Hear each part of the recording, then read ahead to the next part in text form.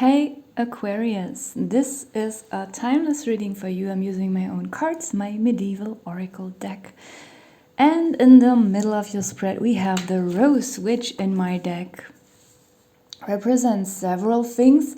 And for a weird reason, I feel like all of the meanings that I attached to the rose when I created this card apply to you in your reading. Not to you as you, one person, but to the several people who might one day watch this video.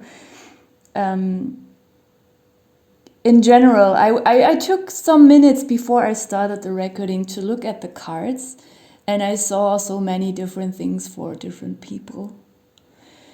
So I'm just gonna explain all the meanings of the rose. For some of you, this reading is about romance, which is, I think, mostly what we think of. When we look at a single rose, we immediately think of romance. For others, it could just represent a gift.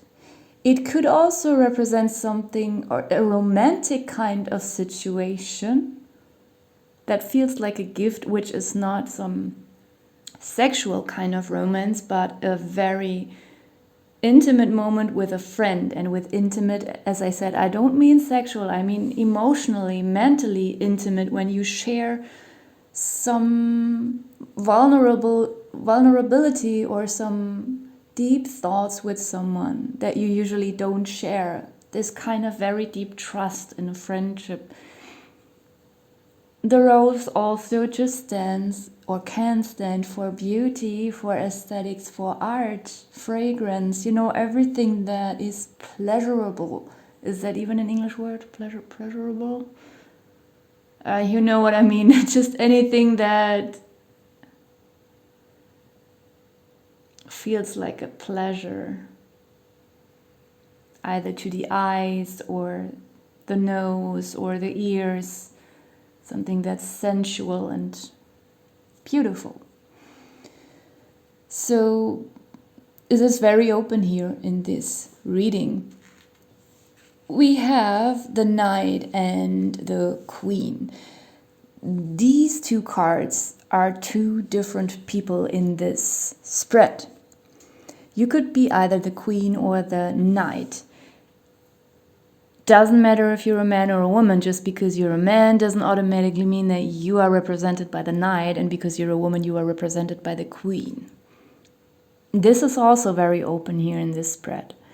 So I'm just gonna go into the qualities of these two people, and then you can decide which applies more to yourself and which applies to someone who is in your life. So the Queen, of course, she's an authoritative person. She has influence and power. If she comes up in a positive way, she is caring. She is empathetic, but she is not, or let's say she is, despite being empathetic, she is in control of her emotions, so she can still think clear. Because it's necessary for a Queen to be capable of that. She cannot get washed away by her emotions, so she's very sharp-minded, but she's also very fair. She cares about her subjects, yet she doesn't lose herself in caring for others, because she's mature and aware that she also has to take care of herself. She has to be whole, healthy, and complete. If she allows others to exploit her, or if she is becoming like oversharing, sacrificing herself, then she will get lost, and she will also not be able to be a queen anymore. The Queen is some kind of high form of some sort of mother. She's a mother to all her subjects, but in a quite impersonal way, because she cannot know all her subjects. That's when she's a good queen. She takes responsibility. and she's intelligent. If she comes up in a negative way, the queen is selfish, vain. She is exploitative, power hungry. Or she could also just be lazy. She could even be a gold digger. Some queens are not interested in their political power. They just became queens because they wanted to be married to a wealthy man. That's another kind of queen. They just want the goods. And then they, I'm not gonna, you know what I mean, I just leave that here. So that is the queen. It's also a little bit more open than in the previous readings. Like your reading is very open and has several ways of looking at it. So this queen, for some of you, she could come up in her negative meaning, but for most of you, I feel like she's coming up in the positive sense. With the knight, the same. The knight could come up for some in a negative sense, but for most of you, he comes up in a good sense. And now I'm going to explain what I mean with the knight. The good knight, he is loyal, he is disciplined, he is physically fit, he is very motivated, he works a lot. Maybe we can call it hard work, but it doesn't feel hard to him because he needs this kind of activity, because he is full of energy, physically fit, I already said it. He is also mentally agile, he has a fast reaction. He is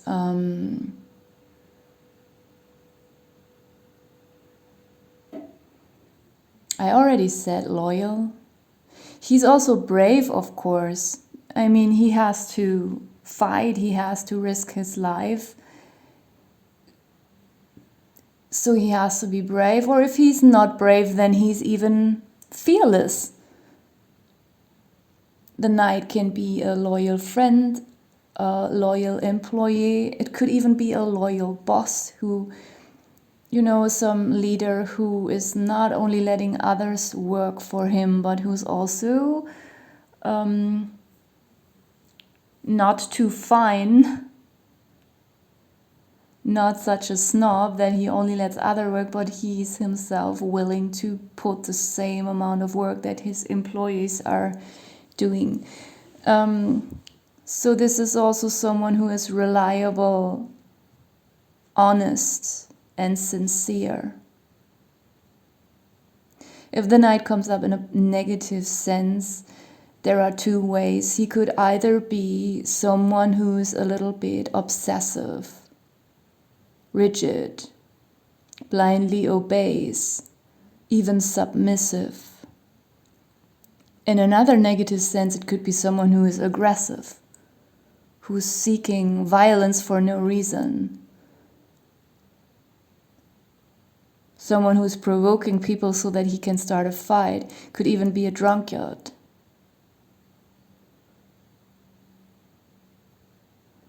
So you might know who this person is for you. So there is something between these two people. It could even be a friendship between two men and two women who are being represented by these two cards or energies here. And this feels like a very positive reading. So between the two of them, either for some of you, there is something romantic that is going to develop, or there's a very good chance that the friendship will grow. Like there is something very beautiful between these two people. For others of you, if it's not a friendship or partnership, It could even be a professional relationship. Don't get me wrong, that doesn't necessarily have to become a private personal relationship, but that it could be that this queen, whether she's a man or a woman in your life, if she's in this kind of authoritative position, has some kind of influence, that this queen might give the knight, if just let's assume you are the knight, give the knight some kind of gift in form of a raise or a higher position or some kind of win, because we have the coins here as well. And the coins, of course, they don't always have to literally represent money, but I feel like in your reading they do. So there is connected to this rose, there is some kind of gain. If this is something romantic, it could be maybe if you already know this person and you are moving in with this person, that by that there's some kind of financial ease because now you can share everything. Or if it's a romantic relationship or a friendship, it could be that you are building a business together and that will increase something financially. It could also just be, you know, as I said in the very beginning, that this queen is just helping the knight because she's in a higher position with something like it just could be some kind of gift that will materially, financially help this knight. And the most beautiful thing about this gift is not the material gain itself, but it is the gesture and the very sincere meaning that the queen attaches to the gift, because it's a symbol of her appreciation, and that feels very valuable. We have the frog at the top of your reading, which not always, but very often stands for transformation or change. I mean, transformation doesn't always have to be an entire and utter change. Like, there's one situation that turns in a completely opposing and different situation. This would be an utter change, which is not the case for you. I have a feeling it comes up less as a change, but more as a transformation. Like, there is already a seed of something, and it's transforming into something bigger and better.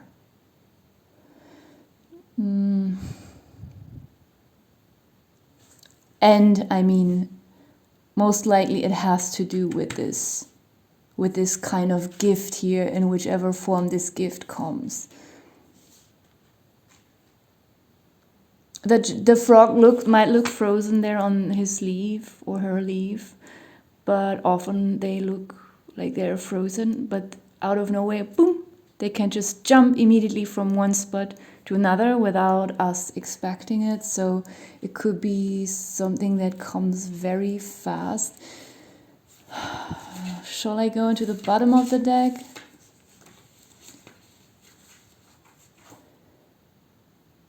Not too deeply. I just feel like there is something, when we look at the maiden card, I think this could be the same person that is being represented by the knight as well, like someone who is in some kind of lower position than the queen. And we have the magician here, and I feel like the magician is connected to the queen. It's just the same story, I feel like. I mean, this queen, whatever this gift is, it could make you even feel possible to store something, to increase your savings or fill up your savings, collect something, or could even make you be able to move. Maybe you were stuck in a certain living situation and now you're like, due to this gift, you can finally move away. We have the healer, which in your reading doesn't feel like a literal person. It feels more like a representation of healing. Something is being healed. And we have the sun, which is the happy card that brings light and warmth. It also brings transcendence and understanding to a situation. Very easy here. So I'm gonna leave it here for you. Thank you for watching.